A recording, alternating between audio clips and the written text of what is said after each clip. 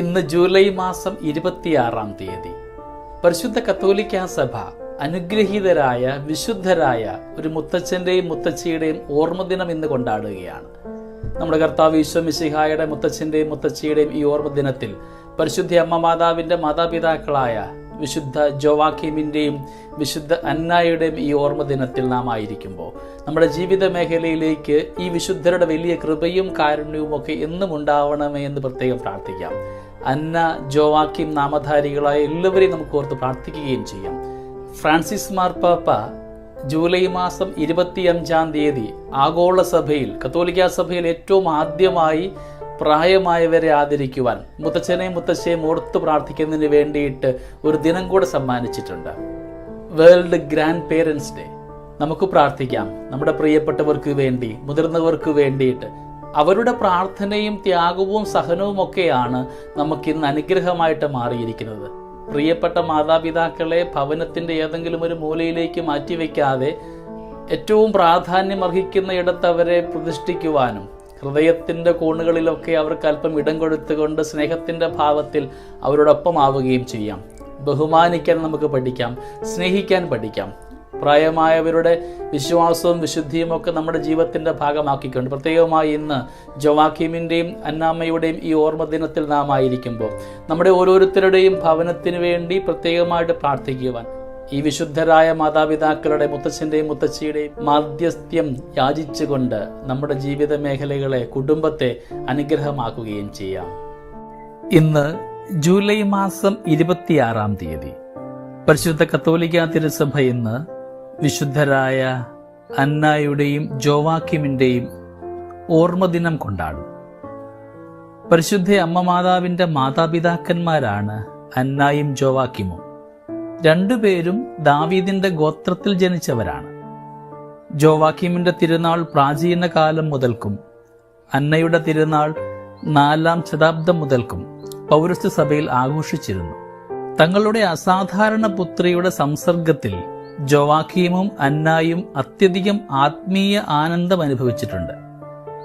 തന്റെ കുഞ്ഞ് ഉത്ഭവപാപരഹിതയും സർവഥാ നിർമ്മലയുമാണെന്നുള്ളത് മാതാപിതാക്കന്മാർക്ക് ആനന്ദ കാരണമായിരിക്കുമല്ലോ. മകൾ ദൈവമാതാവായി തിരഞ്ഞെടുക്കപ്പെട്ടത് അറിഞ്ഞ നാൾ മുതൽ അവരുടെ സന്തോഷം എത്ര വർദ്ധിച്ചിരിക്കും.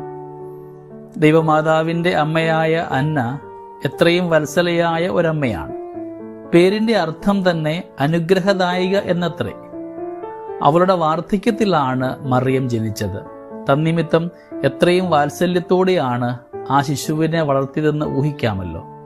അമലോത്ഭവയായ ശിശുവിന്റെ ഓരോ കാൽവെപ്പും അന്നായിക്ക് വളരെ കൗതുകമായിരുന്നിരിക്കണം.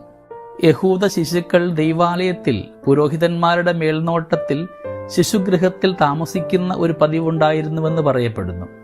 തദനുസാരം അന്ന തന്റെ ശിശുവിന് 3 വയസ്സുള്ളപ്പോൾ ദൈവാലയത്തിൽ കാഴ്ചവെച്ചുവെന്ന് ഒരു പാരമ്പര്യമുണ്ട്. അതിനാൽ തന്റെ നിർമ്മല ശിശുവിന്റെ സഹവാസത്തിൽ നിന്ന് ലഭിക്കാമായിരുന്ന ആനന്ദം അന്ന ബലി ചെയ്തു. ക്രിസ്തീയ കുടുംബങ്ങളുടെ മധ്യസ്ഥയാണ് വിശുദ്ധ അന്ന. അവളുടെ മാധ്യസ്ഥ്യം തേടിയിട്ടുള്ളവർക്കെല്ലാം അസാധ്യമായ അനുഗ്രഹങ്ങൾ സിദ്ധിച്ചിട്ടുണ്ടെന്ന് ക്രിസ്തീയ സാഹിത്യം സാക്ഷ്യപ്പെടുത്തുന്നു. ജസ്റ്റിനിയൻ ചക്രവർത്തി AD 550 കോൺസ്റ്റാന്റിനോപ്പിളിൽ വിശുദ്ധ അന്നായുടെ ബഹുമാനാർത്ഥം ഒരു ദേവാലയം പണി ചെയ്യുകയുണ്ടായി. AD 705 വേറൊരെണ്ണം ജസ്റ്റിനിയൻ ദ്വിതീയൻ നിർമ്മിച്ചു.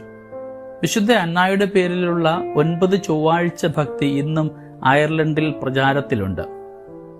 വിശുദ്ധ അന്നയുടെ ശ്രേഷ്ഠത മറിയത്തിന്റെ അമ്മയായതുകൊണ്ട് മാത്രമല്ല, തന്റെ വത്സലപുത്രിയെ ദൈവത്തിന് കാഴ്ചവെച്ചത് ദൈവസ്നേഹത്തിന്റെ പാരമ്യം കൂടെയല്ലേ. സ്നേഹമുള്ളവരെ, കുടുംബമാണ് സമൂഹത്തിന്റെ അടിസ്ഥാനമെന്ന് 2-ാം വത്തിക്കാൻ സൂനകദോസ് പഠിപ്പിക്കുന്നുണ്ട്. കുടുംബജീവിതത്തെ വിശുദ്ധീകരിക്കുവാൻ ദൈവമാതാവിൻ്റെ മാതാപിതാക്കന്മാരുടെ മാധ്യസ്ഥ്യം അപേക്ഷിച്ച് പരിശ്രമിക്കുന്നത് ഉത്തമമായിരിക്കും. നാം ഇന്ന് വിശുദ്ധ ജോവാക്കീമിൻ്റെയും വിശുദ്ധ അന്നായുടെയും ഓർമ്മദിനത്തിലായിരിക്കുമ്പോൾ നമ്മുടെ പ്രിയപ്പെട്ടവരോട്, നമ്മിൽ മുതിർന്നവരോട് എവിടെങ്കിലുമൊക്കെ ജീവിതത്തിൻ്റെ ഏതെങ്കിലും കോണിൽ നമ്മുടെ ഏതെങ്കിലുമൊക്കെ പ്രവർത്തനം സങ്കടത്തിന് കാരണമായിട്ടുണ്ടെങ്കിൽ ഇന്ന് ആത്മാർത്ഥമായി ദൈവത്തോട് മാപ്പ് യാചിക്കാം. കുടുംബജീവിതത്തിൻ്റെ അനുഗ്രഹമെന്ന് പറയുക മാതാപിതാക്കളുടെ സ്നേഹവും വാത്സല്യവും ഒക്കെയാണ്. ആ വാത്സല്യവും സ്നേഹവും ഒക്കെ നാം അനുഭവിക്കുന്നവരായി മാറുവാനും തിരികെ അവരോട് കരുണയും ആർദ്രതയും അനുകമ്പയും കാണിക്കുന്നവരാകുവാൻ നമുക്ക് തീരുമാനമെടുക്കുകയും ചെയ്യാം. ഈ ദിനത്തിൻ്റെ എല്ലാ മംഗളങ്ങളും സ്നേഹാശംസകളും നേരുന്നു. ദൈവം നമ്മളെല്ലാവരെയും സമൃദ്ധമായി അനുഗ്രഹിക്കട്ടെ. നമ്മുടെ കർത്താവ് ഈശോ മിശിഹായുടെ കൃപയും പിതാവായ ദൈവത്തിൻ്റെ സ്നേഹവും പരിശുദ്ധാത്മാവിൻ്റെ സഹവാസവും നമ്മുടെ കൂടെ എന്നും ഉണ്ടായിരിക്കട്ടെ, ഇപ്പോഴും എപ്പോഴും എന്നേക്കും. ആമേൻ.